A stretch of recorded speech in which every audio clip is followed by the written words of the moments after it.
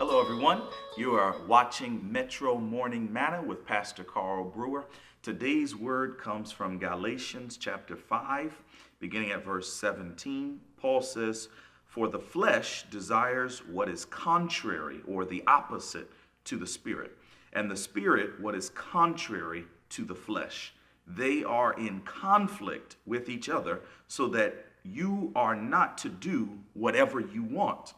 Then Paul says, verse 19, "The acts of the flesh are obvious: sexual immorality, impurity and debauchery, idolatry, witchcraft, hatred, discord, jealousy, fits of rage, selfish ambition, dissensions, factions, and envy, drunkenness, orgies, and the like. I warn you, as I did before, that those who live like this will not inherit the kingdom of God." That's a pretty bad list. Well, if you look throughout the New Testament, there are many different lists of sinful behaviors that will prohibit one from entering the kingdom of God.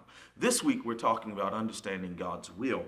And what I want to emphasize to us is that the purpose of this list is to let us know what behavior is out of bounds. Now, anyone who knows me knows I'm a big sports fan.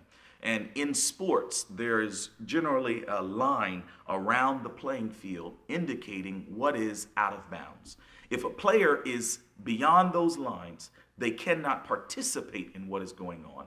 Why? Because they're out of bounds. Well, here, Paul is saying, if you're engaging in this kind of behavior, then you're in conflict with what God is trying to do. You're out of bounds. And if you want to understand God's will, you have to avoid these things so that you're still in the playing field. It doesn't mean that you're doing God's will if you don't do these things. But I can guarantee if you're engaging in this behavior, you're out of bounds. You're out of what God's will is for your life. And if you want to understand and follow God's will, you have to make sure you stay in the playing field. God bless you.